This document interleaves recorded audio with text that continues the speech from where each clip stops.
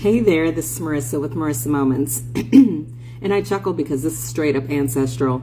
The download is this: you are not always right, and you are not always the victim, and you are not always being hated on. Now, before you scroll away because you're feeling some type of way, what I receive is that, yes, there are certain times and circumstances under which you are 1000% correct, if such a number exists, right? However, it's in those other off times where you are not the victim, but you are so tempted to make yourself the victim of the situation and circumstance. That's where the healing actually exists. That's where your truth, that's where your growth resides, right?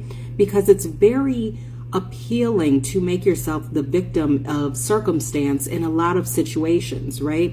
Because then you don't have to bear the title of being perceived as the bad guy, right? Or the villain, based off of how you look at it. Because of course there are some trends out here that say we're in our villain era, right? Which, whatever, right? But coming back to the point and refocusing, what I received is that you have to be ready, willing, and able to acknowledge your part of any situation and circumstance in order to heal and grow from it, in order to extract the lesson and to deduce your purpose from the perceived pain. Because the thing of it is, in any type of scenario, there is always going to be, depending upon who you talk to, you will be both the victim and the villain, right? In every situation and circumstance that includes more than one person. Now, there are some that may be a little bit more blaring as far as like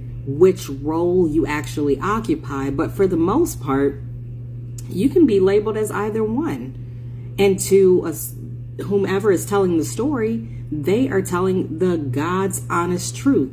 So the bottom line to this bottom line is, get out of your head in thinking that you are one role or the other.